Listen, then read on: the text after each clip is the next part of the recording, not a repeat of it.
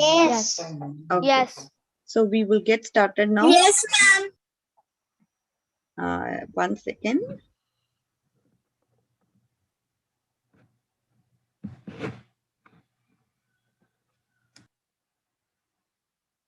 Just 1 minute.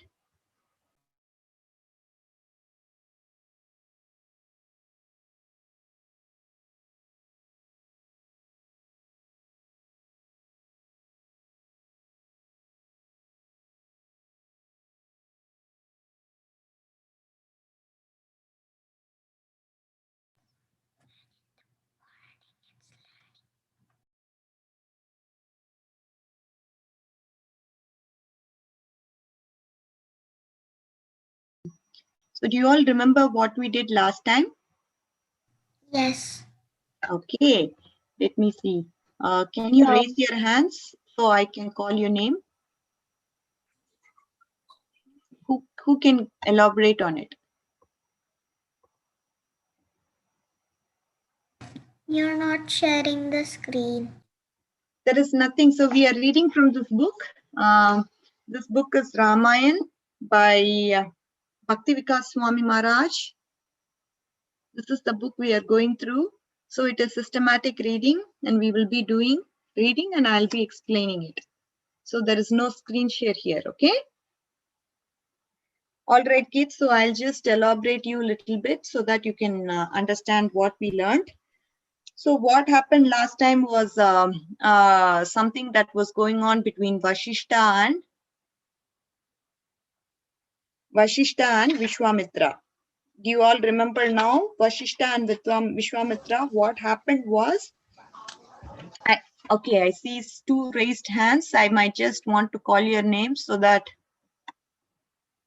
okay, Manhar, go ahead and tell me what happened between the two.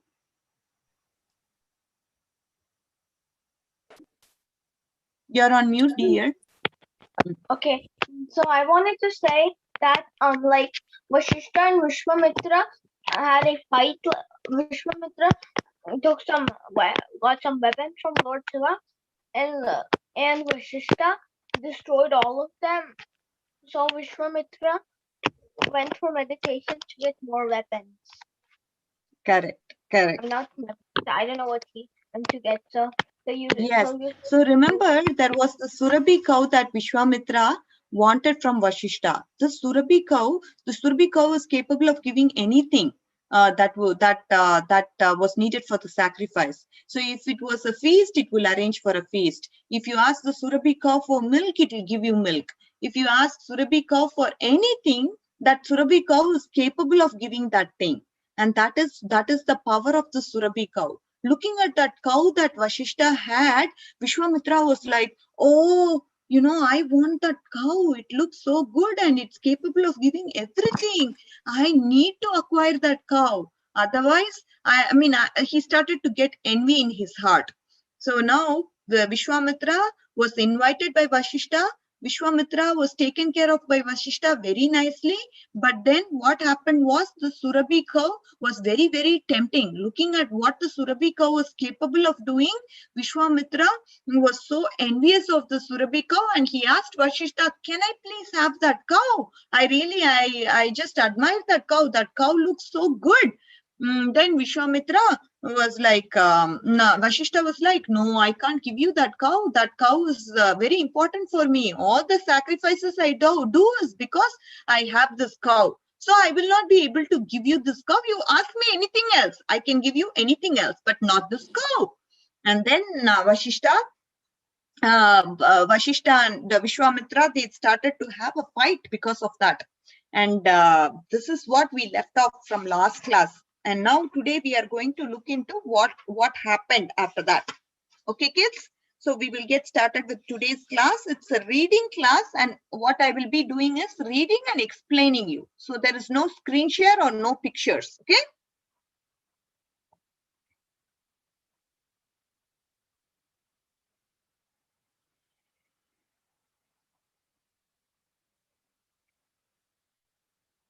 So there was also a fight that took place, as I told you. So now Vishwamitra, he started to perform some austerities. Vishwamitra, what did he do? Because he wanted that Surabhi cow, he started to pray to Lord Shiva for austerities, you know. And now the Surabhi cow was kind of by Vishwamitra Muni, he started to drag the Surabhi cow like this. He wanted it very badly and he started to drag. And the Surabhi cow was crying, "Oh my God, I'm not able to tolerate the pain. Why is this Vishwamitra Muni pulling me like this?" Then it started to cry. After that, what happened? Then it asked permission to Vashishta. See, can I use my armed forces and can I attack Vishwamitra? And Vashishta said, okay, you can attack. You can attack this Vishwamitra because he is torturing you. It's okay. I give you permission, so you can attack him. And Vashishta gave his consent. Then the Surabhi cow, it started to create fierce warriors from her body and began to consume Vishwamitra's army. Whoever was attacking her, she started to consume all of them. However, the powerful king destroyed them all. Moreover, his Kshatriya spirit, he challenged the Surabhi cow to create more soldiers if she desired to continue fighting. Then what happened? Surabhi cow, she started to produce more warriors, and then all of them were vanquished, meaning all of them were destroyed by Vishwamitra's army. Seeing Vishwamitra's 100 sons, angrily rushed at Vashishta, but the Brahma Rishi reduced them to mere pile of ashes simply by uttering a mighty roar. All of them, whoever came to attack Vishwamitra Muni, all of them were burnt to ashes by Vishwamitra. Having thus lost not only his entire army, but the sons as well, Vishwamitra departed pale and dejected. Vishwamitra ordered his only remaining son to rule the kingdom and retrieved to the forest to perform austerities, hoping to please Lord Shiva. Now he was dejected that he was not able to get Surabhi cow. After that, he went to the forest and started to perform austerities. Austerities means you started to perform japa like that. And then austerities means he's doing some severe, like 1,000 years, he will not eat anything, he will not drink anything.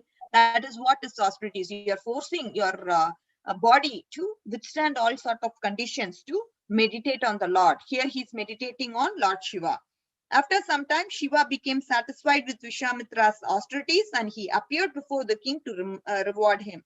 The delighted Vishwamitra expressed his desire to possess the knowledge of all celestial weapons. He said, I want all celestial weapons. Why is he asking for celestial weapons? Because he wanted to take revenge against Vashishta. And that is the reason he is requesting Shiva. Shiva, Lord Shiva, please give me these celestial weapons so I can, I want to have the knowledge of these celestial weapons as a result of these austerities. Then Vishwamitra is given the knowledge of all celestial powers now. Vishwamitra, he went to the ashram of Vashishta and began showering down his weapons so fiercely that it appeared that the ashrama was on the verge of annihilation. All the sages residing there began to flee in terror, and Vashishta's all of them started to, he went and attacked Vashishta, okay? And all the sages there, they started to tremble. Oh, somebody is attacking, and all of them were getting terrorized. And then what happened? Vashishta, he held out his Brahmanic, they started to fight now. And there was the back and forth fight. And then what happened? Finally, understanding, so now what happened was, as a result of this fight, the demigods also witnessed this. And when Vishwamitra invoked his Brahmastra, they became wonderstruck and fearful. How after Vishwamitra released the Brahmastra, Vashishta countered it by assuming form of gigantic proportions with flames blazing forth from every pore of his body, neutralizing the energy of Brahmastra. So when Vishwamitra happened to put the Brahmastra on Vashishta, Vashishta was able to neutralize it. And this was witnessed by all the demigods. Okay. The tremendous form exhibited by Vasishta stunned everyone who witnessed it. Indeed, after seeing the Rishi's great prowess, the sages began to offer Vashishta prayers. With the Brahmastra weapon countered, Vashishta again assumed his normal form. In the meantime, Vishwamitra desisted from the battle, departed, condemning the meager powers of him. So now looking at this, Vishwamitra was dejected. How is he able to neutralize my Brahmastra? This is too bad. So he started to again go and start performing austerities in the forest. because he wanted more powers in order to counteract Vashishta. Understanding the Brahminical power to be superior, Vishwamitra became determined to fight to become a Brahma Rishi like Vashishta. He went into seclusion with his wife and began to execute severe penances. After 1,000 years, who appeared? Brahma appeared and formally conferred upon him the status of Rajarishi as a reward. However, Brahma departed and then what happened? Remaining determined to achieve the status of Brahma Rishi and nothing less, Vishwamitra again resumed his severe austerities. So he gave him the title Rajarishi. Okay, Rajarishi means, see, being a Kshatriya, he was able to renounce everything, go on to the forest and leave everything and meditate on the Lord. And that is what a Rajarishi is capable of. And he conferred that title to him. But he said, no, I want to become like Vashishta. How much powers Vashishta has? So like that, I have to have all the powers that Vashishta has. So I don't want anything less than that. That is the power I want, that the same power as Vashishta. That is what I want. So I'm going back to the forest to meditate on the Lord. And this is what happened. Okay, so far now Vishwamitra is so keen to get powers like Vashishta. Okay, he wants to become a Brahma Rishi like Vashishta so that he can have all the powers in the world. And now let's see what happened to Vishwamitra.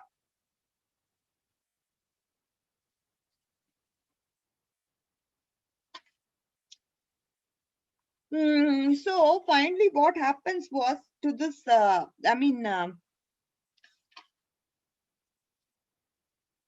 now there is a story of Trishanku. Okay, Trishanku story is very interesting. Let's understand what Trishanku story is all about.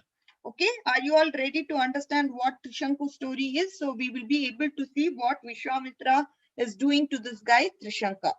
Okay. Now, during the same time, there was a king in line of Ishwaku named Trishanku, who ruled from his capital called Ayodhya.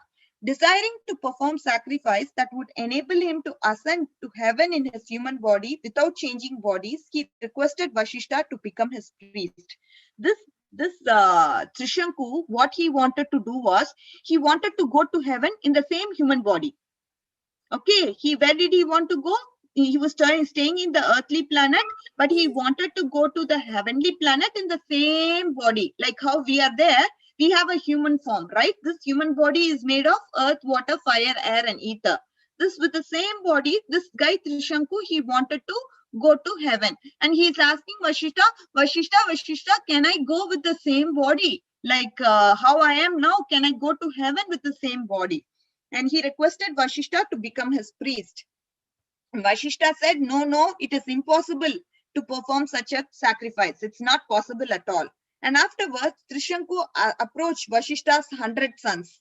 And he asked him, can you assist in my sacrifice? I want to go to heaven with the same body. However, when they learnt of their father's refusal, they angrily chastised him for attempting to solicit their help after being turned down by his guru. Why are you coming to me? My father refused your proposal, right? You should not have come to me because my father refused. Why are you again coming to us? You know, we are not going to agree to this proposal. Our guru has declined your offer. So how do you think I would agree to the offer? I'm not going to agree to this offer. All the 100 sons, they declined that offer. Hearing the criticism, Trishanku replied, if you're not willing to help, I will seek the help of others. I will go to other sages and request. That way he said. And he started to... Yes. I just joined. Yes, Varun, I just started the story of Trishanku. So what happened so far was this Trishanku, right? He wanted to have the same body, like, I mean, with the same body in the earthly planet, he wanted to go to the heavenly planet. So he is asking Vashishta, please, can you help me to go with the same body to heavenly planets? Can you become my priest? He's asking. And Vashishta, he said, no, I cannot help you. It's not possible. Then he went to Vashishta's 100 sons and he requested, can I go to heavenly planets with the same body? And then what happened? Vashishta's sons, they said, our guru, our father, he declined the offer. So how can I respond to your offer? It is not possible for me to respond to your offer. So we are also going to decline your offer. Then this guy Trishanku, he said, okay, then I will see other sages. I will go and ask for their help. I will see what they can do to help me out in this situation. This is what happened so far. Okay. Okay. Upon hearing Trishanku's impudent statement, the rishis became furious and they cursed Trishanku to become a Chandala. What's a Okay. Chandala? Chandala means the low born. Soon after, Trishanku's golden complexion turned black, his garments became old and spoiled, and all his luster turned, they all faded away, and then the flowers also fell away. When Trishanku's ministers witnessed this transformation, they immediately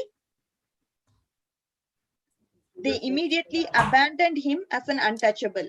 Having become a Chandala bereft of his formal position, Trishanku went to see Vishwamitra, who was enraged in performing austerities. Now this Trishanku, he became a Chandala. He became a low-born creature. Okay, looking at him, the ministers could not identify him. He was a king, right? He was ruling the kingdom. On looking at him, nobody could understand that Trishanku is such a nice, Trishanku is a king. All of them, looking at his form, they were all bewildered. What happened to this guy? And then with this form, he actually went to Vishwamitra, who was the stage. We all know he was performing austerities to attain Brahma Rishi post. And Vishwamitra, he welcomed Trishanku with compassion, hearing from him how he had been cursed by the sons of Vashishta. So he immediately happened to tell the story, how he got cursed by the sons of Vashishta. They cursed him to become a Chandala. He told Vishwamitra, Vishwamitra, this is what happened. Please hear my story. And then Vishwamitra, he heard the story of this. He heard the story of Trishanku. Trishanku begged Vishwamitra and he assured him of shelter and promised to provide him with priests that would assist in the performance of sacrifice. Now what happened? This Trishanku, he went to Vishwamitra. He started to tell his story, how he became a Chandala, and he asked Vishwamitra, can you please assist me in the sacrifice that I want to perform? I want to go to heaven in the same body that I am there now. Can you please assist me? Like that, he started to inquire from Vishwamitra, and Vishwamitra said, yes, no problem. I'm going to help you. I'm going to provide you all the priests that you may need for you to perform the sacrifice. Don't worry, I'll be there for you. Like that, Vishwamitra, he assured and he told Trishanku that he will take care of him. Okay. And now, thereafter, Vishwamitra ordered his sons to petition all the priests and qualified brahmanas to assist him, asking for the names of those who refused. Thus, many brahmanas from kingdoms across the earth came to his ashrama. Only Vashishta and his sons refused participating, saying, what brahmana or demigod would be willing to accept the offering from the hands of a Kshatriya, what to speak of a Chandala? So what happened when Vishwamitra invited the sages to perform the sacrifice? All of them came except for Vashishta and Vashishta's sons. Vashishta and Vashishta's sons said they are not going to participate. How will the Lord get the offering from this guy Chandala? Because whenever they perform the sacrifice, the Lord has to accept the sacrifices, right? How will he accept it from a Chandala? So we are not going to participate. Like that, Vashishta and his sons desisted from participating. Now what happened? Vishwamitra heard these words. As soon as he heard these words from Vashishta and his sons, he made a curse to Vashishta's sons. He said, all the wretched sons of Vashishta be reduced to ashes and be sent to Yamaraja this very day. Now what happened? Vashishta's sons, they were all cursed by Vishwamitra Muni to be turned to ashes and be gone to Yamaloka. Okay. Thereafter, let them take 700 birds as Chandala. 700 birds, he wanted them to become Chandala. And made that fool become, and so that is what was that curse. The curse quickly took effect and Vishwamitra was able to perceive the results by the dint of his mystic vision. Now Vishwamitra, he was able to see that Vashishta's sons, they were all turned to ashes and he could see that with his mystic powers. Vishwamitra then requested the Brahmanas to present to perform Trishanku's sacrifice. All these Brahmanas, they started to perform the sacrifice. Why? Because they were all fearing, oh, this Vishwamitra, he might curse us. So we don't want to be cursed. So let's just perform the sacrifice for the sake of that. And because of the fear, they started to perform the sacrifices. When Vishwamitra invited the demigods to attend and accept the share of their offerings, they desisted because nobody wanted to accept. And this made Vishwamitra angry. Whenever a sacrifice is performed, the demigods have to accept the sacrifice, right? And this time the demigods, they were not ready to accept the sacrifice. And because of that reason, Vishwamitra again became angry. Okay, demigods, if you are not going to accept the sacrifice, I will make sure to elevate this guy Trishanku to the heavenly planets. I have the powers to do it. Indeed, as soon as Vishwamitra made this vow, Trishanku began rising to the heaven in the self-same body. He started to, with the same body of Chandala, he started to raise and go to the heavens. When King Indra saw Trishanku approaching the heaven without having pious credit, if you want to go to heaven, you need pious credit, right? You need to perform lot of good activities, punya. You need to accumulate all that.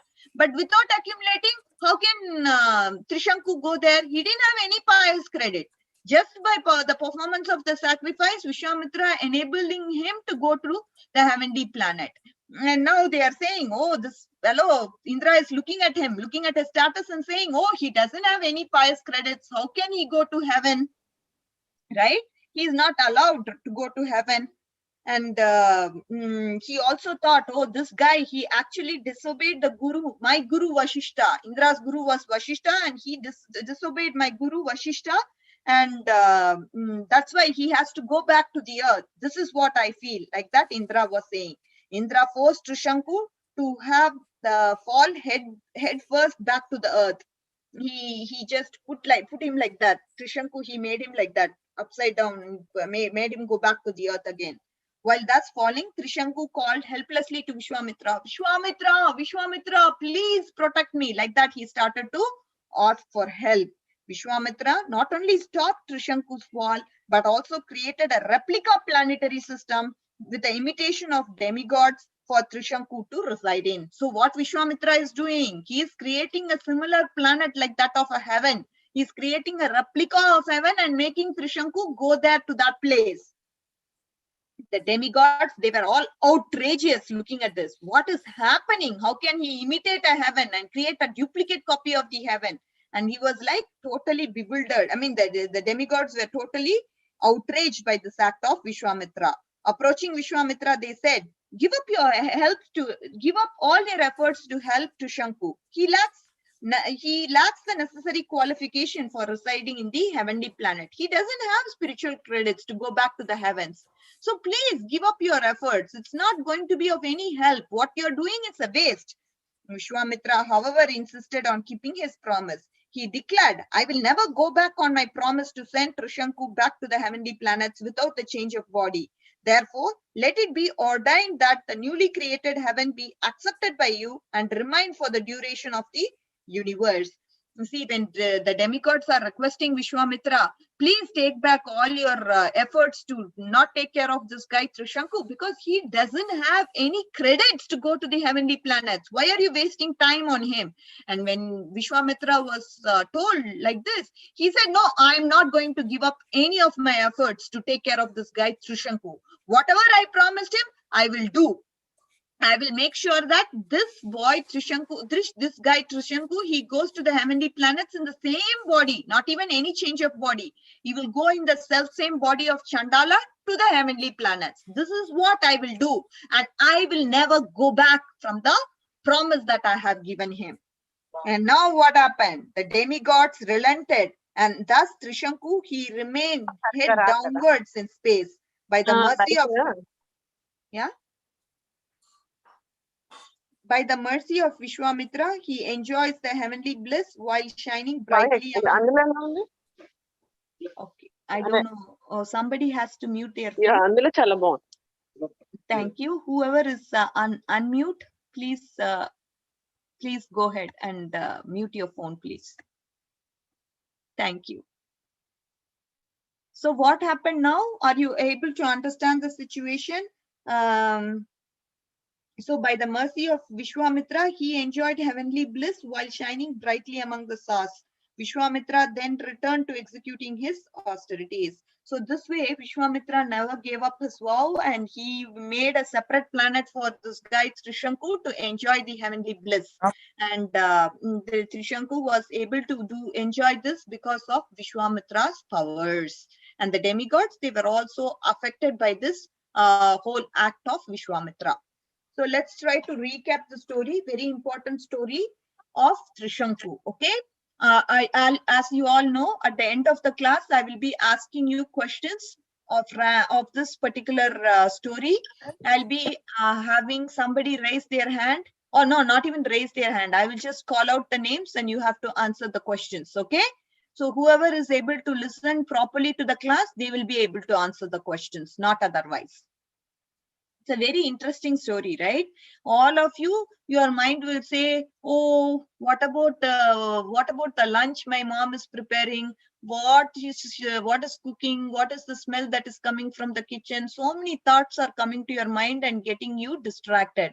But this class early in the morning, right? I don't know what is your time there, but our mind is fresh, and let's try to meditate on this pastime.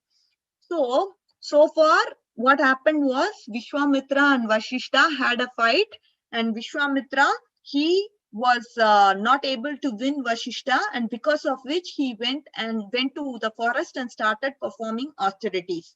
And when Shiva came, he gave him the title Rajarishi and said, okay, you get this because of your austerities. And Vishwamitra, he was not satisfied. He said, no, I want to have same powers like Brahma.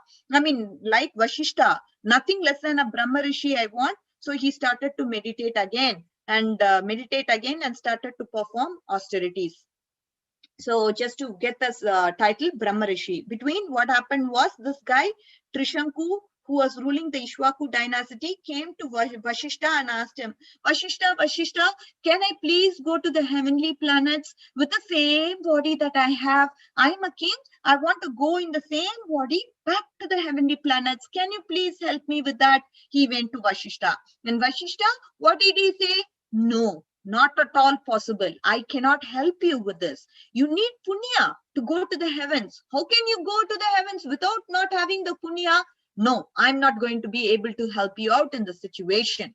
And then what happened? Vashishta, he went to his sons. Vashishta had 100 sons, and he went to the sons of Vashishta. Oh, can you please help me? I want to go to the heavens. I want to go in the same body back to the heavens. Would it be possible to help me out? And the sons were like, what do you mean? You went to my father, and my father said, no, I'm not going to help you. Why are you coming back to me again? I will not be able to help you out. So this is wrong. First of all, having asked our guru, you came to us. This is very wrong. So we are not going to help you out. And what we do is we are going to curse you to become Chandala. And that way, this king, Trishanku, got cursed to become a Chandala. And now this Trishanku, he started to go and inquire with all the Brahmanas. He went, please help me. I want to go to the heavens in the same body. Can somebody help me out? Nobody was ready to help him out. Then he finally went to Vishwamitra. He asked sage Vishwamitra, would you be able to help me out? I have a story to tell you. And then he told all the story, that the encounter that he had with Vashishta. He narrated the entire incident to them. And then he told, and looking at the situation, oh, Vashishta is involved. So I will take care of you, Trishanku. Don't worry. It was the ego that was happening, right? He was envious of Vashishta.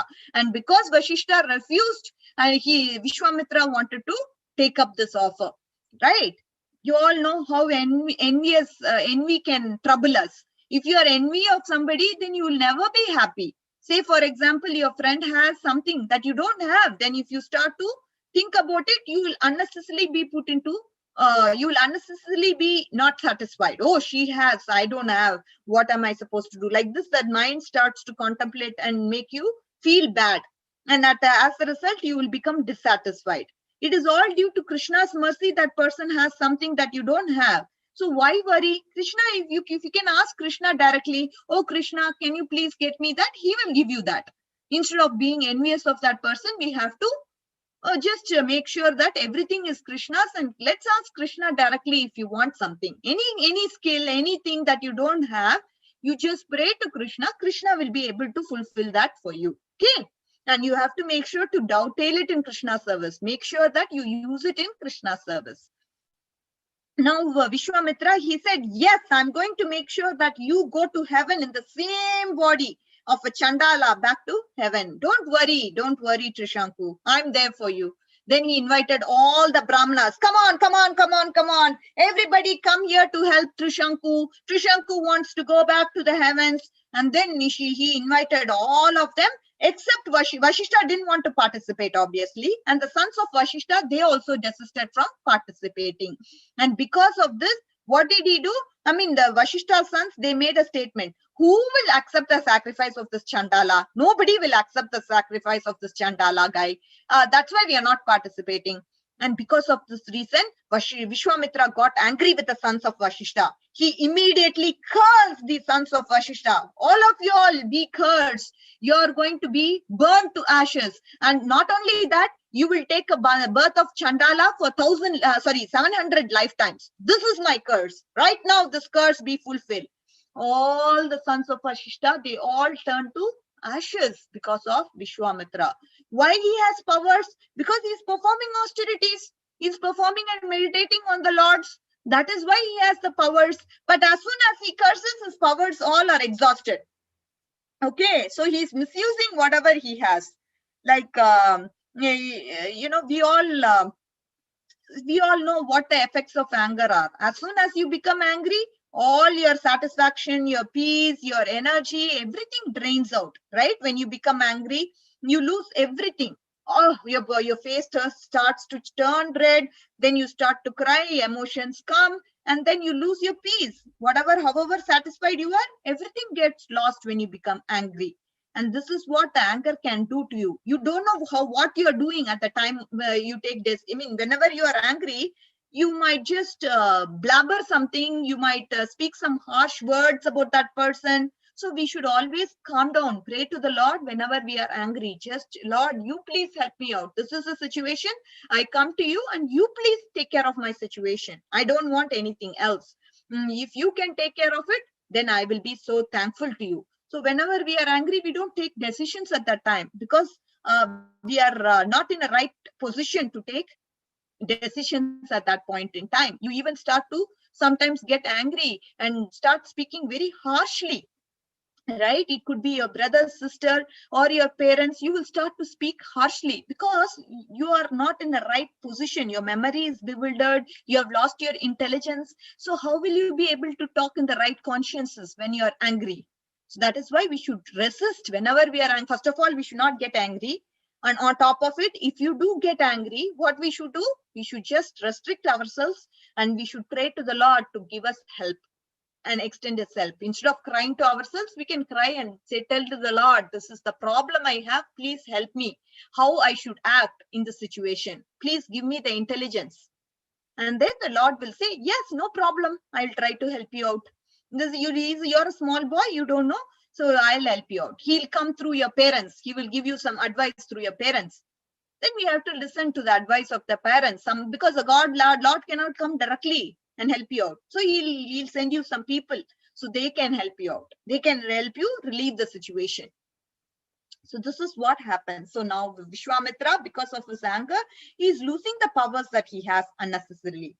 Are you all clear so far? We have gone through 40 minutes. I think another 10 minutes and then question and answer session. Are you all clear so far? Yes, ma'am. Yeah. Okay, I see some raised hands. Manhar, yes, he's saying yes, I think. Whoever has understood so far, can you all just raise your hand and just make sure that everybody is okay so far? On your, yes, I just want everybody to make sure that you're all. How about, yeah. How about Aditya, are you there? Varun, I don't see. Harshika, are you all okay? I don't see your raised hands. Okay, and now because of this, see, the demigods were upset, but that now Vishwamitra, he created a separate heavenly planet for Trishanku for him to stay and enjoy the heavenly thing, like that of what we would see in he created a replica Swarga, basically. And demigods, they were not at all happy about the situation. They were also angry with him. And Vishwamitra, now again, he started to perform his austerities. He determined he wanted to become a Rajarishi or Brahma Rishi like Vashishta. Then after a long time passed, what happened?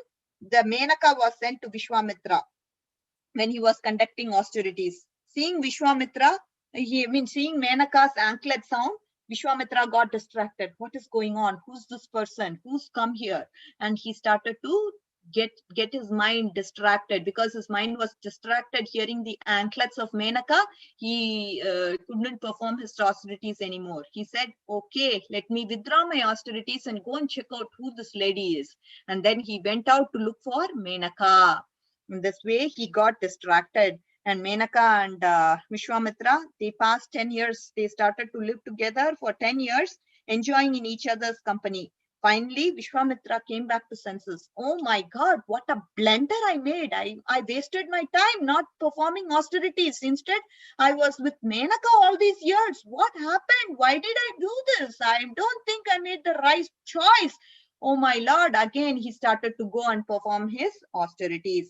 I foolishly wasted 10 years with Menaka. What is going on in me? Now I understand that Menaka was sent by the demigods to steal my accumulated credit.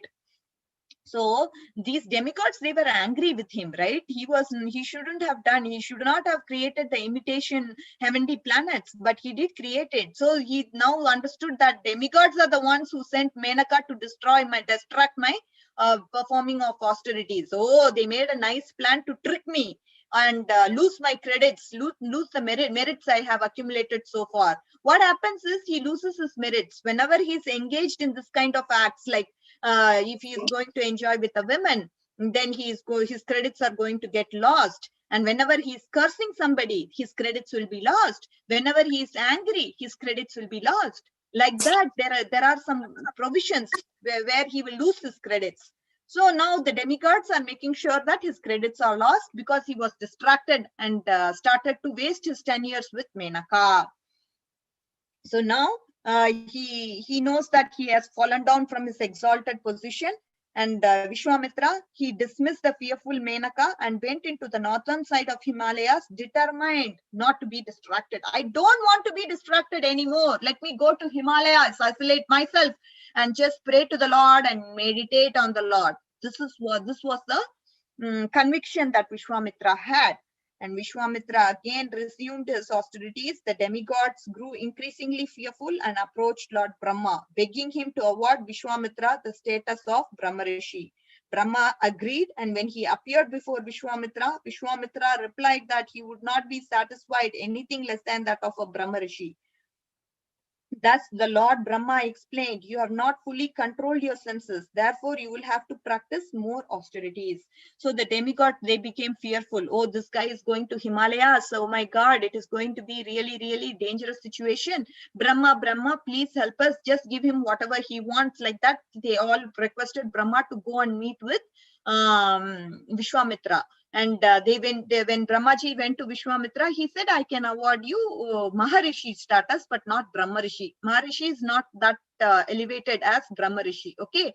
For a Brahma Rishi, you have to be controlled in your senses, meaning you should not be agitated by anybody. If somebody comes and provokes you, you should not get angry. Some people are there, right? They easily get provoked. Nothing, somebody has to just say, oh, I'll go and tell about you to that person. Then they will start crying. They will start having tears in their eyes. They'll become so agitated. Just a slight provocation to that person is enough. He will be crying. And some people, they won't even cry, even if somebody is going to be distracted. I mean, even if somebody is going and telling him, oh, I'll go and complain you to that person. They will never be distracted. That means this person has understood. He's just simply saying, just to trouble me. I'm not going to believe him, right? So some people are like that, but some people are very agitated all the time. They just need a slight provocation for them and they will start crying. Like this Vishwamitra, when Brahmaji came, he said, no, I want the post of Vashishta. I want to become a Brahma Rishi like him. Nothing less than that. I don't want anything less than that. So can you please award me that particular thing? Hare Krishna, are you all able to hear me? I'm frozen, it looks like. And now what happened was, Brahmaji said, no, for you to become Brahma Rishi, you have to have your senses controlled. So you still have to perform your austerities. So Brahmaji asked Vishwamitra to perform more austerities and control his senses so he can become a Brahma Rishi like Vashishta. And then Brahmaji departed. Vishwamitra resumed his austerities, standing with the arms. Now he is standing on the arms and subsisting on the air alone. He's just not eating anything, only air. He's subsisting only on air, meaning he's just breathing, that's all. For 1000 years, he doesn't eat anything. He's standing in with the arms raised and standing alone for 1000 years with the air alone, inhaling just the air for 1000 years. Indra and other demigods again became fearful. Oh my God, if he is going to get more powers, then he is going to create problems to the demigods. We are really fearful of the situation. Oh Lord, please help us. Like that, they started to pray. And finally, Indra, he devised another plan. He is now sending Ramba. First, he sent Menaka, right, to distract Vishwamitra. Now he is sending another beautiful lady. Who's that lady? She is called Ramba. She is sending Ramba to this Vishwamitra. Oh, Ramba, please make sure that Vishwamitra is distracted in his austerities. Please take care of him. Like that, he sent Ramba. Indra, however, assured her by saying, dear girl, please don't be afraid, for you shall surely succeed. Don't worry, you will surely succeed. You will be able to distract this guy, Vishwamitra. Don't even worry about it, okay? So you please go, and your beauty is so good. Vishwamitra will certainly be distracted looking at you. So Vishwamitra will become a toy. He will start obeying your commands. I just want him to be completely distracted from his austerities, and he should just engage with you. And you can make sure that his you can make sure that he's distracted. Okay. So let's understand what happened. Ramba finally agreed. After this story, after Ramba, what happened to Ramba, we will be going through question and answer session. That's all for today. Okay. Ramba, she finally agreed, and thereafter she appeared before Vishwamitra in a most pleasing manner, displaying her all. She looked so nice. She dressed very nicely. She put all the makeup. Like sometimes to look attractive, you have to put lot of makeup, change of earrings, then something here, some ornaments here and there. She did everything, all makeup, just to make sure that Vishwamitra gets distracted.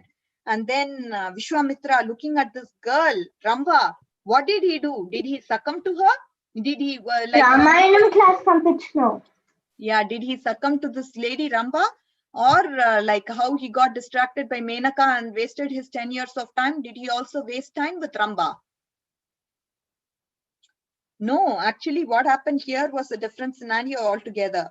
Vishwamitra, what did he do? Vishwamitra roared, you foolish woman, you know I was performing austerities for the purpose of controlling my senses. Still you dare to persist and trying to seduce me?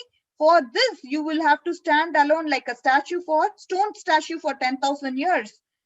Or until Vashishta delivers you, you have to be like that. And Ramba immediately turned into a stone. He cursed.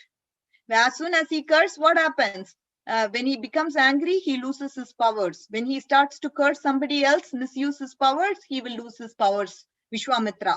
And now because of this, he again lost his powers. After cursing as Apsara, Vishwamitra became more morose, realizing that he had fallen victim to uncontrolled anger. So what happens is, once you start becoming angry, the anger will become a second nature of you. You will not be able to come out of it. Every situation you will start immediately, oh, somebody's provoked me, I should get angry with that person. I should make sure that I shout at that person. I should speak bad words to that person, harsh words at that person. That becomes the nature in you. So this person, this Vishwamitra, anger was there in him, and that came out in the form of Ramba. Immediately he started shouting at her. He is supposed to control his senses. what does control of senses mean? Control of senses means you should not react to anger. You should not get angry. You should be still calm and satisfied and be able to tackle the situation. In this case, he was not able to be peaceful or satisfied. He was not able to control his senses. Immediately, all the senses roared in rage. How can this Ramba, disturb my austerities? I'm going to curse her to become a stone. And then she turned into a stone. After this, he is losing his powers. So all the aesthetic merits that he has got diminish now. Vishwamitra then vowed again that never he will become angry. So he was so determined, I will never hereafter become angry. As children, if you are getting angry, you should try to control your anger and listen to your parents. You should not make anger your second nature. It will immediately, if you start to develop that habit, it is very difficult for you to sustain in your life. When you become old, everybody will be like, oh, this fellow gets angry very easily, or he starts to cry. Oh my God, it's very, very tough to deal with this guy. It's better not we interact with this person. Everybody will avoid you because of your nature. So we should always be cautious of how we are doing during the day. If we are getting angry with our parents, we should make sure that that is avoided. Because by anger, you're not winning anything. You're actually ruining your spiritual status. Because our status is to be dasanu dasanu das. And when we are getting angry, we are actually coming down from that position of getting more and more ego, pride. Oh, I want to win my father and mother in this argument. Let me do whatever it takes to win them. That should never be the attitude of kids. Okay, that is the important lesson that we are learning from Vishwamitra's story. And then what is he saying? I will never become angry. I will not breathe, utter a word, or eat a morsel of food or drink until I achieve the status of Brahma Rishi. So he's again going into the austerity mode, and he's saying that I will never become angry anytime. And I'm going to completely avoid taking any food for the next, so I will not breathe. Now he's saying I'm not even going to breathe, utter a word, or eat a morsel of food till I achieve the status of Brahma Rishi. Okay. Vishwamitra then resumed his austerities. However, after fasting for 1,000 years, he decided to eat something. Okay. Now, after 1,000 years, he didn't eat a morsel of food. He was not even breathing. He was controlling. See, like they had mystic powers because of which they can control their breathing also. And he was able to perform the severe austerities for 1,000 years. After 1,000 years, he was just going to eat a morsel of food like this. He was just speaking to eat the food. See, after one day, if we fast also, we'll be so hungry, right? After, see, if your mother doesn't give your food for like, in the afternoon, exactly at 12 noon or 1 o'clock, you start to get hungry. And Vishwamitra was without food for 1,000 years. So he was very eager to taste that morsel of food, and he puts into his mouth like this. Somebody comes and stops him. Indra appeared before him in the dress of a Brahmana and begged for all his food. Indra is testing him again. See, you will be tested so many times in your life. You will not be able to go to Goloka immediately. Krishna will make sure that he's making Mayadevi put you through so many tests. And when you don't get angry, when you don't react in a harsh manner, then only we will be able to go back.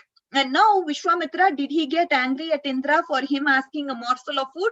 When he was just going to put a morsel of food, Indra begged in the dress of a Brahmana. He came and asked him for food. What do you think Vishwamitra would have done in this situation? I'm going to ask some people here. Raise your hands if you want to try to attempt what Vishwamitra would have done to Indra, who came in the disguise of Brahmana. Okay, Jalaks. Jalaks, is that right? You can say, unmute and say. You can unmute and say. Yeah, unmute. Jalaks. Yeah. Sorry, I was not able to. So, I think he gave it since I think he did so many austerities. He didn't want to lose his austerity credits. That's why you think he would have given to him? Yeah. Oh, good. Let's try to hear from somebody else. Aryan?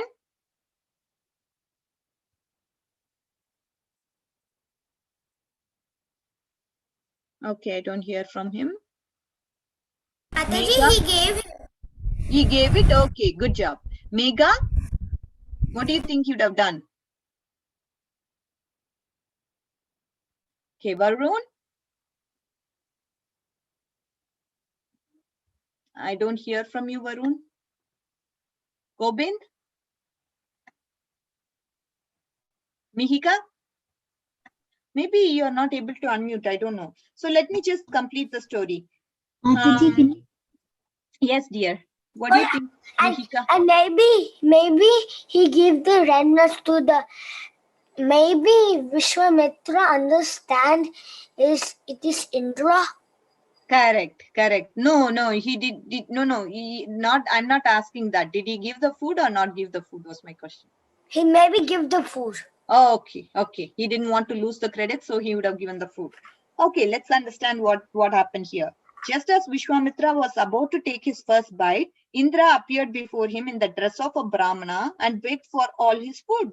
Without remorse or anger, Vishwamitra humbly gave all the food he had to the Brahmana. And then he started to perform austerities for another 1,000 years. You're all very correct. He did not get angry this time. He was able to control his senses. And he gave all the food to the Brahmana, even though he didn't have the food for 1,000 years. He was not agitated by the Brahmana asking for food. Immediately he gave everything to that Brahmana who was disguised as Indra. I mean, the Indra who was disguised as Brahmana. And Vishwamitra's powerful austerities, so he started to again perform austerities. Now his spiritual credits increased because he did not get angry. After he started his austerities, what happened was there was no heat that started to come. Heat started to emanate because the austerity started to heat up the universe, and the smoke began to emanate from his head. Smoke was coming like this, smoke from the head. Like, can you all imagine the smoke coming from the head? It's for Vishwamitra, it started to come because of the austerities he was performing. Feeling great distress, demigods approached Lord Brahma and they appeased to Vishwamitra. At that time, Brahma, along with the demigods, they went to Vishwamitra and awarded him Brahma Rishi. So now he became a Brahma Rishi. So then they said, don't hereafter do austerities, please. The universe is heating up. Lot of smoke is coming from your hriday. This is getting fearful. Now, please don't do all this. Like that, they told Vishwamitra, please stop all this. Vishwamitra became satisfied at heart. However, he further insisted, it's not only you awarded me Brahma Rishi, that's okay. But I must also be accepted by others like Vashishta as a Brahma Rishi. So Vashishta must accept me as a Brahma Rishi. That is another condition I pose on you. And thus, at the request of the demigods, Vashishta went to Vishwamitra and agreed that he's a Brahma Rishi. And then they offered great respects to Vashishta. The enmity was soon forgotten between Vashishta and Vishwamitra. Who also accepted Vishwamitra as a Brahma Rishi? Vashishta. And then their enmity became okay. They were no more enemies now. Okay, they all became friends after this episode, as soon as he was awarded the title of Brahma Rishi. And Brahma Rishi was got only after he controlled his senses. Till then, he did not get that title. So our goal in the life is to control the senses and not get angry all the time, not be very provocative, not be greedy, not be misusing whatever we have, the God-given powers. We are able to speak, but we should not use it for speaking harsh words. We are able to hear, we should not use this ear for material kind of music like cinema songs and other music. As much as possible, we should hear the sound vibrations of Krishna. There are so many kirtans, so many things that we can use our ear for. And when we are attending a class like this, you should all be attentive, not like, oh, what is my mom doing? Or when will this class get over? When will Mataji ask questions? Never, okay? So we should always try to become a good student. Okay, let's go for the question and answer session. I will make sure to ask all of you, please, if you are able to answer, raise your hands. I know some people, they are there, but they cannot answer the question. So I want all of you who can participate, who wants to participate in the question and answers, to raise their hand. All of them. Whoever cannot participate, you do not have to raise your hands. But whoever can, they can raise their hands. Okay. Okay, I see some hands raised. Let's go on to the question and answer session. Okay, I'm going to ask this question that that everybody can answer. Let me see. So, who cursed Vashishta's son? How many were they, and what happened to them? Okay, Varun, go ahead. So what happened is that Vishwamitra, since Trishanku, since they were saying, oh no, I'm not going to come, as Trishanku is a Chandala, we don't even accept things from Kshatriya, and what to speak of a Chandala. And then Vishwamitra said, oh, if you're doing this, then I curse you. You will become to ashes, and then you will go to Yamaraj, and then he will, like do his thing. And then right then, the sons of Vishwamitra, they turned into ashes, and then they went to Yamaraj. Correct, and also 700 birds. They will become. Yes, 700 birds. They have to become Chandala. Correct. And this is what was the curse that was given by Vishwamitra to the sons of. Was the curse still going on when Vishwamitra and Vashishta became friends? The curse was still in place, but I don't know what happened to them. Maybe the Vishwamitra, I don't know. That is not mentioned. That's a good question, Varun. I'll try to find out what happened to them. Okay. Good point. Thank you so much for attentively listening. Very, very good job. Totally impressed. And next question goes to Manhar. Okay, Manhar, can you unmute or not? Okay. So No. I'm going to ask the question. Wait.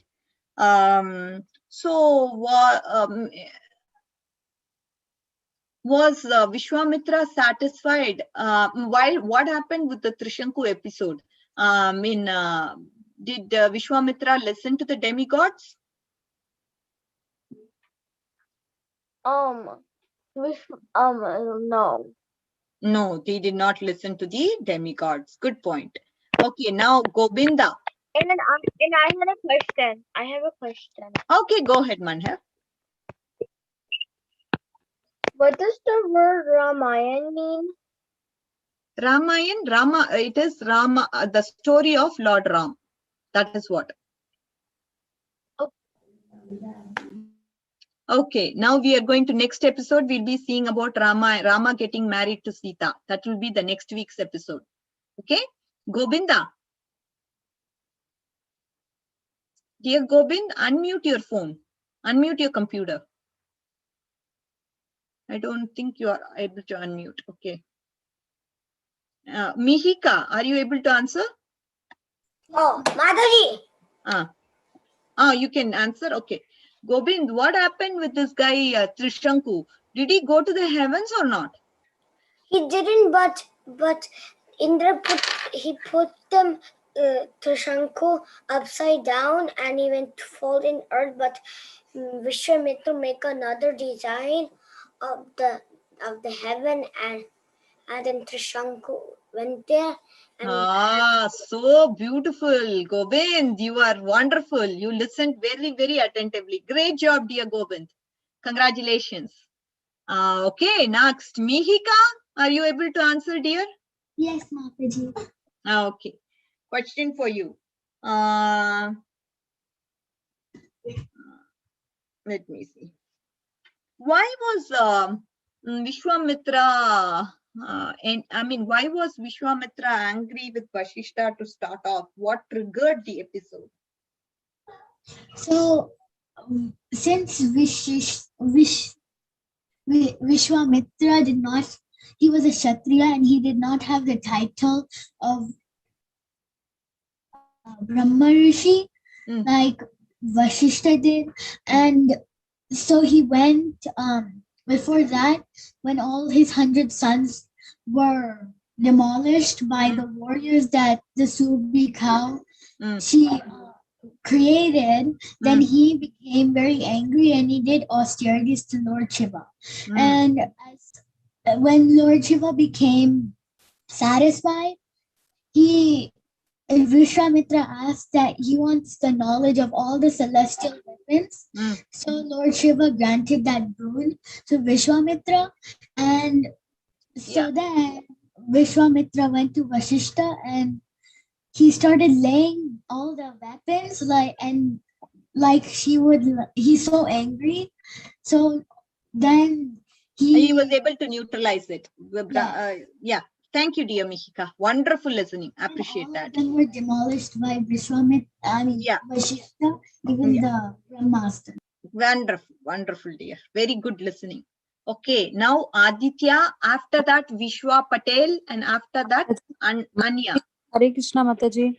Yeah, yes, Mataji. Mataji, actually, our activity time already delayed by 10 minutes only. So can we do these questions by next week, Mataji? Okay, no problem, Mataji. That's what we will do. You can take one question because time limit, Mataji. That's why. Okay, Mataji, no problem. Sorry, Okay, last question. Aditya, are you on? Last question for today. Aditya, are you on? Yes, Mataji. I'm in. I joined a bit late, so I might not know stuff that happened at the beginning. What happened? From where did you join? I joined like in the middle of the Trishanka stuff. Yeah, you didn't miss much. That was the episode, and before that it was Kamadhenu, because of which he was getting envious of. Remember? Okay, yeah, I had a question regarding that. Go ahead with the question first, then I'll ask. So what exactly did Trishanku do to become a Chandala? Trishanku was cursed by the sons of Vashishta, right? Because they went to Vashishta. They asked him, "Oh, please, can you please be my priest to perform the sacrifice?" Vashishta said no. And why would they go to the sons again? It is not etiquette to go. If the father has declined, how will the sons accept? The father is the guru for the sons. Yeah. So and looking at, see, my father anyways told you no, right? And why did you come back to me again? That is why they cursed Trishanku to become a Chandala, because the etiquette was not right. You should be very careful with the guru, what we talk, what we speak. We should never abuse them, criticize them. All that is very important, and not cross them over. All that is bad etiquette. Okay. Yeah, that was the thing. And now your question, Aditya.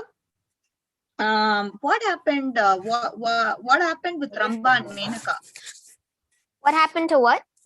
Ramba and Menaka. Was Vishwamitra distracted with Ramba, or what happened with Menaka? He was only distracted with Menaka, where he had to he wasted time with her for like 10 years, and that ruined his all his devotional all his his austerities and credits, meditation credits.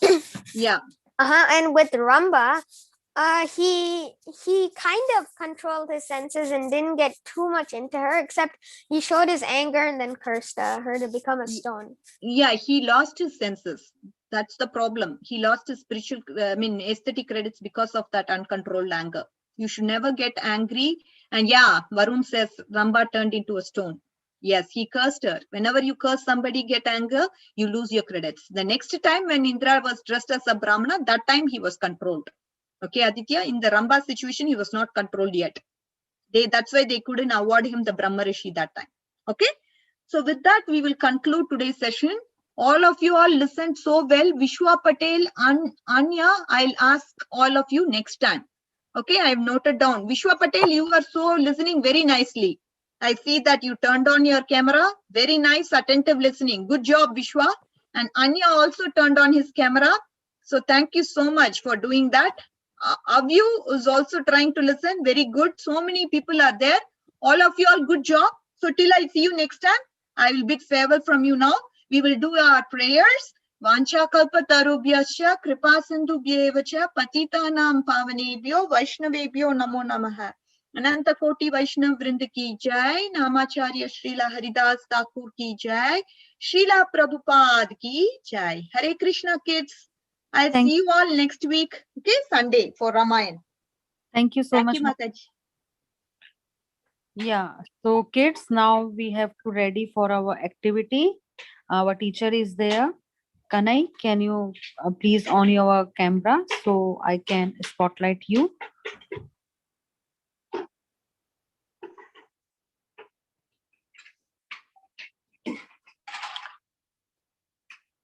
Hello, Kanai. Thank you so much for coming. Hare Krishna. So, kids, here is our teacher for hand lettering. So, please work on that. Thank you, Hare Krishna. Meanwhile, I will send the whole stationery kit for to learn this session. You can purchase from this week because today is a weekend, so you can go stationery shop from today onwards also. So please check your chat box. I will send it to there. Thank you. And today we only need pencil, eraser, and plain paper.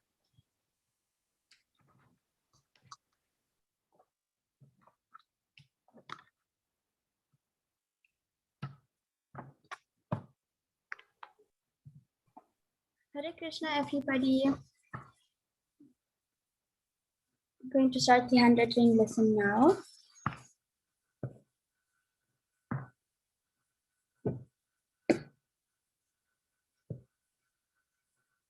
So first of all, we're going to do a bit of the basics of hand lettering, which includes a bit theory.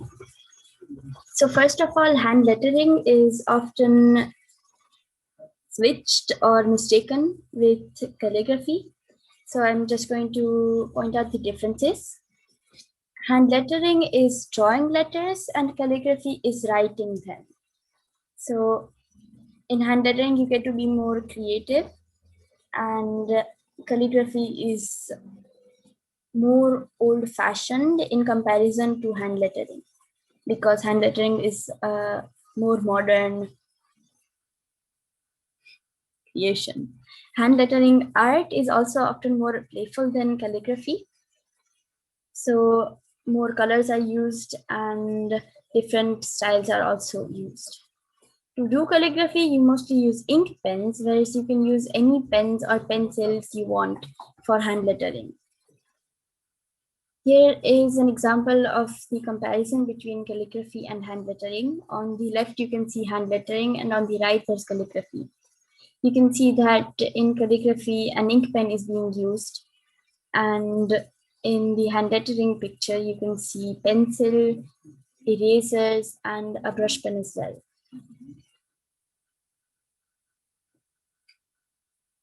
Next, I'm going to show you where you can use hand lettering. So I personally use it in letters as a title or as a greeting.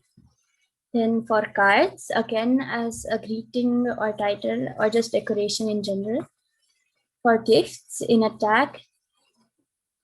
In notebooks to make it look prettier or just to decorate again. And last but not least, signs. I'm pretty sure you've seen those somewhere in restaurants and cafes. The menu boards are often decorated with hand lettering. So for hand lettering, the hand lettering itself consists of different strokes, like you can see here. There are 8 important strokes, which are the ones here. There's the upstroke, where you go up. There's the downstroke, and you can see that it's much thicker than the upstroke, because whenever you go up, the line is thinner than in a downstroke. There's the overturn, which consists of an upstroke and a downstroke connected by a curve. There's the underturn, where you use the downstroke first and then the upstroke. Again, the downstroke is always thicker than the upstroke. The compound curve looks kind of like an N. Again, it consists of an upstroke, a curve, a downstroke, another curve, and then an upstroke again. Basically, all the strokes consist of an upstroke and a downstroke, and often more than not curves. The oval is mostly used for O's and zeros. It's a downstroke and then a upstroke. Then we have an ascending loop, which is an upstroke and then a downstroke. And the descending loop, which is almost the same as an ascending loop, but you do the downstroke first and then the upstroke. Now you have to pay attention in the loops that the upstroke, in the ascending loop, the upstroke is half the size of the downstroke. And the descending loop has a much bigger downstroke as well. It's just on the opposite sides. Okay, so that's the basics of hand lettering. Today we're going to be learning a very simple font, which is this one. It has all the strokes I just showed you. So it has an upstroke here and a downstroke here. The horizontal lines are almost always thin, like an upstroke.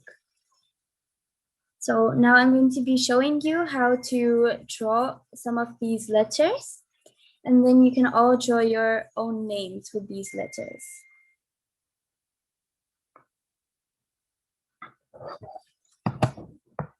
So first of all, A. I'm not going to be showing you all of the letters, just those I think have important curves. So for the A, you start with an upstroke and then go with the downstroke.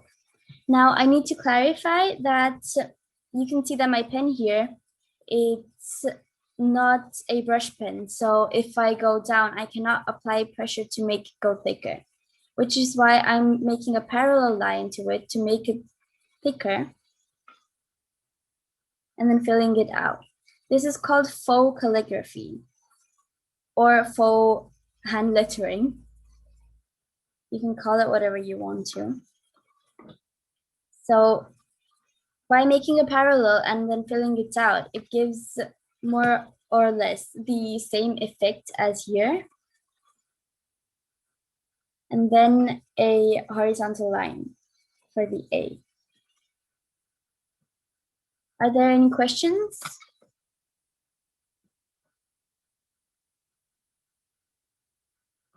Okay, so moving on, the next letter is M. For M, I'm going to be doing a upstroke first, then a downstroke. Again, I'm using faux calligraphy.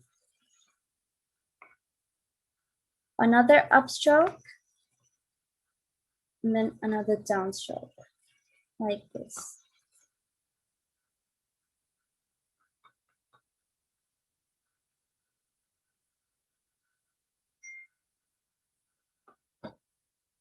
Next, we have the letter O. A downstroke first, and then an upstroke. I'm afraid I can't do great lines with this pen.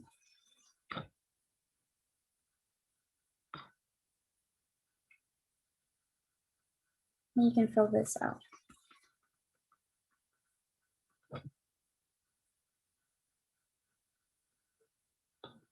And last but not least, I'm going to be showing you the letter Y. So first, a downstroke here. Then I'm going straight down to this bottom. Filling the downstroke out, and then you can do an upstroke like this. So these are the most difficult and important letters for me in this alphabet. I can see someone has a question. Yes?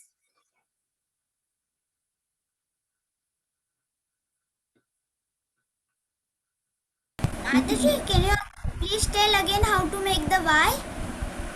Of course.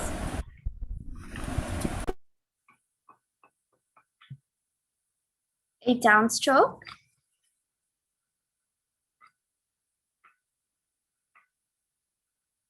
Like this. and then an upstroke for the rest. So first going down, another down, and then up. Is it clear?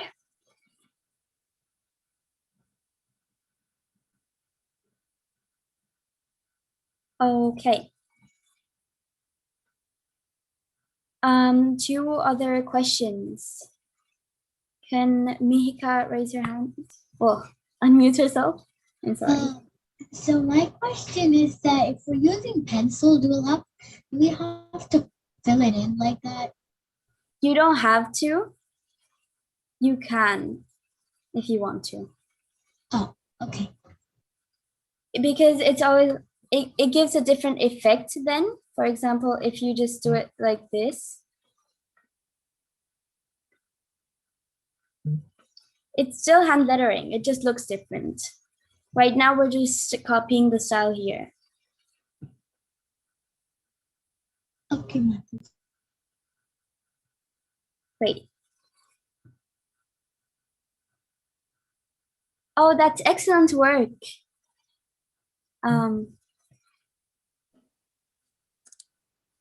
That's great. How do you make the Yes, how do you make the M again? the M was on the previous slide here. How do you make the M again? Yeah. So an upstroke, you have to think on how you'd write a normal M. So you'd go up, and down, right? So we're going to do the same thing, up, a downstroke, up again, and then another downstroke. But for the downstrokes, we're just going to be adding a different layer. Hand lettering does not always look like this. There are different styles. This is just the first style we're going to be looking at.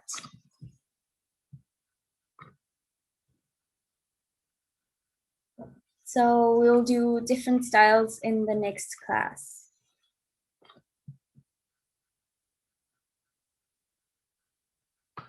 Any other questions? Govinda? Yeah. Mataji, it's like this. Yes, exactly. That's great. That's great work. Mataji, is it like this? Yes, exactly. You're all really fast learners. Thank you, Mataji. Mataji, can you show like that original slide, like the first slide which had all A to Z? Yes, I can. Here it is. So I had a question about it. Mm-hmm. So like how do you know if you should color in one? Because you could draw a straight line from the down or we could draw an upper stroke or a down stroke. So which one should you do in hand lettering? It's actually all your choice. Hand lettering is all about the creativity you use. So you can draw any kind of letters you want. It doesn't really matter. Here in this font, basically it's making the letters as you would usually write them. For example, in the C, you'd make a movement like this, right? And then you'd see that you went up here, you went down here, and then you went up again. And so you're just making the downstroke thicker to make this C. Okay, Mataji, thank you. Yes, Manhar? I missed some letters. I only got M, O, Y, and A. We only did those. Okay. I think those are the most difficult letters, so I showed you those. Are there any other letters you'd like to practice? Mataji, can you show Z? or W? I think I had planned to do W. Oh, okay. We can do Z. Going horizontal, which is always a thin line. Then down in a downstroke, which is thicker in this font, and then another horizontal line. And you can fill this out if you want. Okay, Mataji, thank you. And as for W, you start with a downstroke, like you do in a normal W. And you go up again, down, and then up. And all the downstrokes you can do thicker. Mataji, how do you do the like accept the line? How do you do the B? I'm sorry? The letter B. B. Oh. A downstroke. And then 2 lines like this. Now, I know that these are technically downstrokes as well, but it does not look as nice if you make all the lines thicker. That's why it doesn't give the effect as it does in the rest of the alphabet. That's why these lines are left thin. But as I said, you can always change up the font you have to make them look more to your aesthetic. It's all your choice, basically. Manhar. How do you do D? V. No, D. D. Oh, I'm sorry. A downstroke, a thick line, and then another downstroke, but thinner because of the exact same reasons as I said in B. Okay. All right. So moving on. Those are the letters I wanted to show you. And now I have a small activity for you. You can try to write your own names in this font. Here's a small preview of it if you need it. And if you don't know how to write a letter, then you can ask me and I would demonstrate then. And if you want to, you can show me your artwork then after you've drawn it. Mataji, to make the line thicker, can you use a highlighter? Sorry? Can you use a highlighter if you want to make the lines thicker? You can use anything you want. You can use a highlighter or a thicker marker, a sketch pen, another pencil, which has a thicker nib. It's all up to you. That's great, Eva. That's wonderfully done.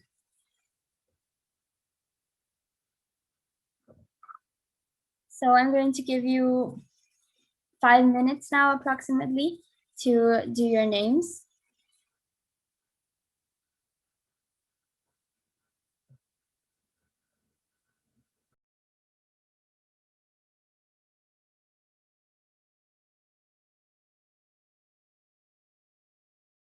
Mataji, for now, do we just write it, all of them in capital? Yes, because the font is in capitals.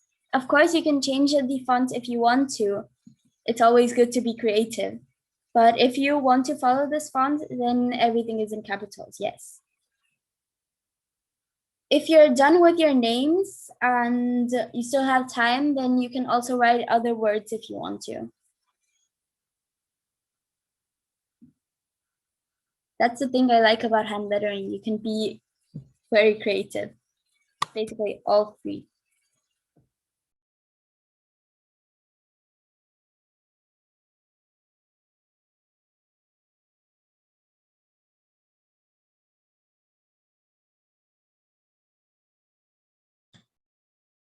Mataji, do we show you right now?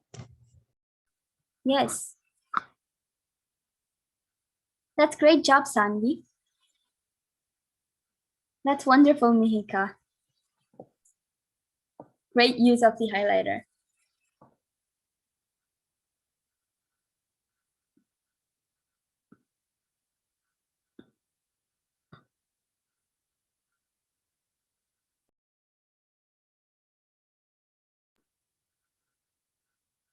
Beautifully done, Munhar.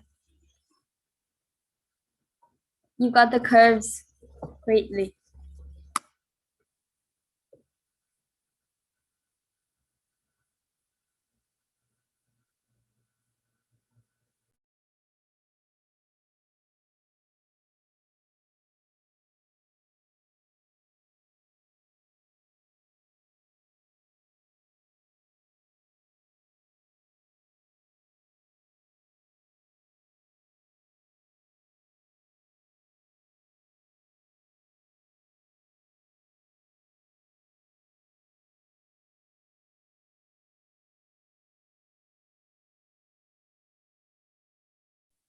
Yes, Eva? You're muted.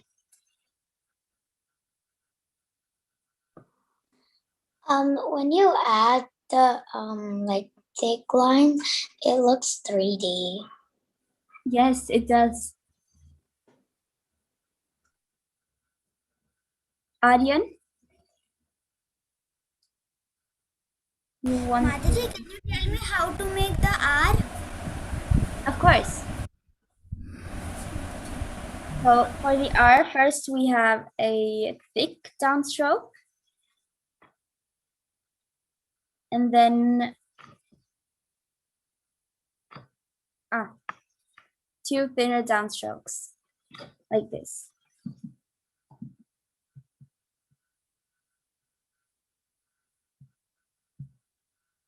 Is that okay? All right, Govind. You had a question too?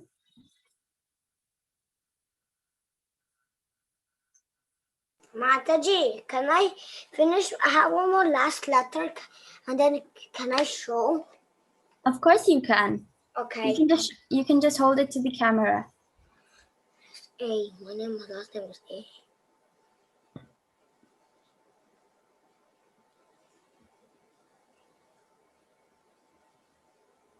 Yeah. Now, can I show? Mm-hmm. Oh, that's great work. It's really nice, Govind. You all are doing such great jobs on this. Okay, so we're going to move on now to the homework. Of course, you can finish your names if you want to and send the pictures in the chat. But here's the homework for next week. It's a small activity. You have to recreate this. So the items you'll need to write this, it's the same font as I just showed you, which we just practiced. And the things you're going to be needing is a thin fine liner for the thin strokes here. I'm using a Sakura Micron. I'll show you a picture of it later. Then a thick marker to fill out this. I'm using a pencil black sign pen. And then you'll need a pencil. A mechanical pencil is really helpful if you want thin strokes. You can easily erase, but you can also use a normal pencil which is sharpened. And then you'll need some glitter gel pens to do the decorations, the leaves, the flowers, and the embellishments here. I'm not sure if you can see them, they're in gold. And these are the pens I'm using. This is the Sakura Micron, the pencil black sign pen, and the pencil. Okay, I wanted to show you a tutorial of how to draw this, which I made, but there are 3 questions, so we can quickly answer those. Aryan. Mataji, how to make N? Is it all right if I show you that later? Okay, Mataji. Okay, thank you. The next question, Govind. Mataji, but also we can use highlighters for making the thick lines. Yes, you can. Okay. Manhar. I took the picture. Ah, great. I'm going to So my Sorry, question yes. was the homework we're doing, we have to rewrite grow, right? Yes, I'm going to be sending a link to how to write this in the chat so you can copy it like that. It's a tutorial. Okay, Dia.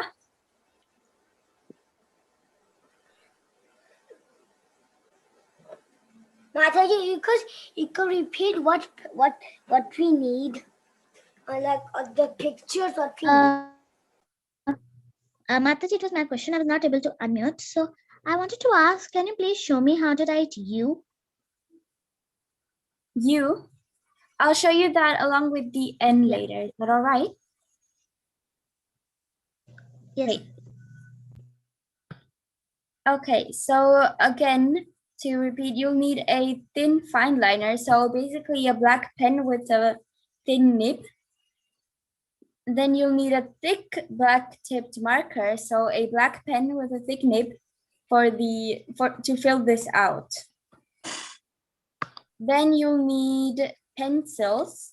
So I used a mechanical pencil for this, a 0.5 millimeter one, but you can also use a normal sharpened pencil. And then glitter gel pens for the leaves and flowers. Yes, Eva? I have 2 questions. Mm-hmm. I don't have a Sakura micron number 3. Of course, you don't have to use these.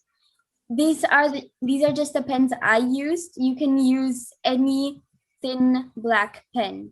You can also use a ballpoint pen. It's all up to you. And my second question was, is the gold, pink, red, and green colors sparkly? In For the my drawing, yes, they are, because they're glitter gel pens. Okay. But you can also use a normal colored marker if you don't have those. As I said, you can use anything you want and it can still look good. I do. Okay, so now I'm going to quickly show you the tutorial and we can answer more questions after that.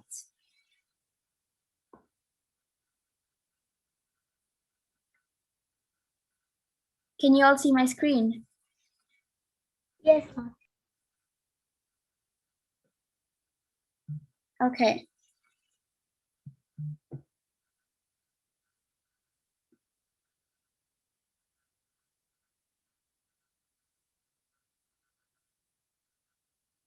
So these are the pens I'm using.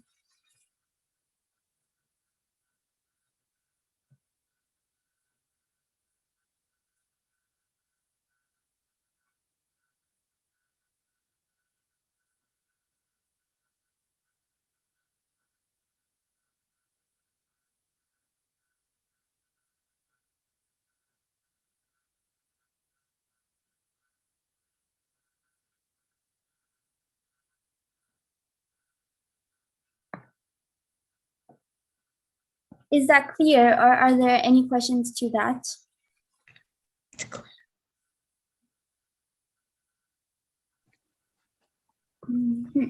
Mika? My question is that For the coloring, can we just use color pencils? Yes, of course you can. You can use anything you want. What do you use if you don't have glitter pencils? You can use colored markers. You can use anything else. You don't even have to buy new things. You can you can look at what you have at home and make the most of that. Okay.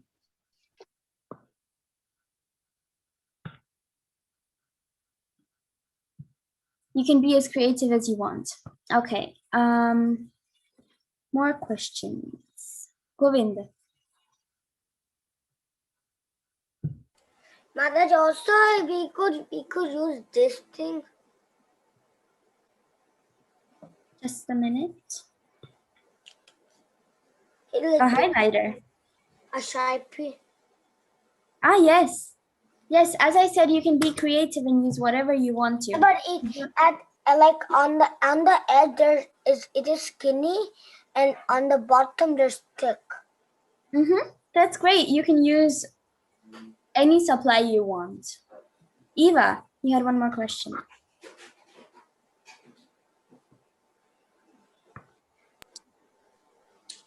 I think I forgot. Oh, I remember. So, is it okay if we put the flowers and all of those somewhere else? Of course, this is just an example. Okay. And now I was asked to do the letters N and U. So I'm going to do these. For N, an upstroke, a downstroke, which is thick again, and then another upstroke. And for U, a downstroke and then an upstroke again, like this. Is that clear? Great. So that's it for today. I'll be sending the link to the video in the chat. And you can also all share your pictures of your names in there. So are there any questions before we end this?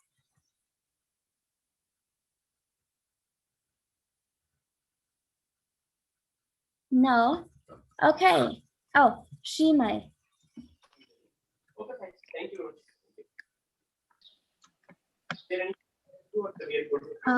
Hi. So, may I know how to hold the pen? Is that normal? Like when we write, we will be writing like hold normally, right? So, is that same way which we do like writing this hand lettering also? Yes, it's normal. Okay. Yeah. Thank you. Thank you so much. No problem. Because Aryan.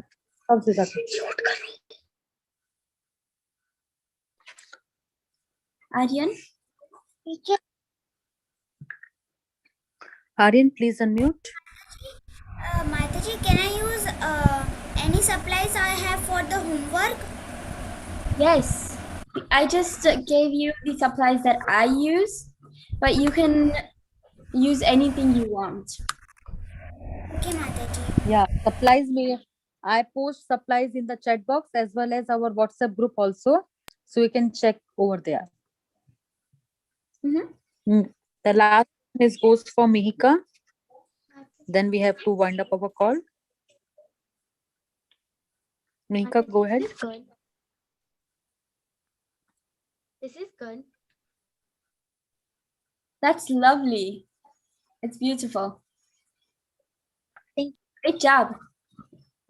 Okay, so thank you so much for attending this lesson. And I hope you have fun drawing for the rest of the week. And I'm looking forward to seeing your creations next weekend. Definitely, Shrimai. Sorry, definitely, Kanai. Your work is really very fabulous, and the way of your teaching is really very good. So, thank you so much. We are so glad to teach handwriting from you. So, thank you so much for all the things. Hare Krishna. Hare Krishna. So if you allow, should we wind up our call? Mm-hmm. Okay. Thank you so much, Kanai. Thank you. Okay. Hare Krishna. Hare Krishna.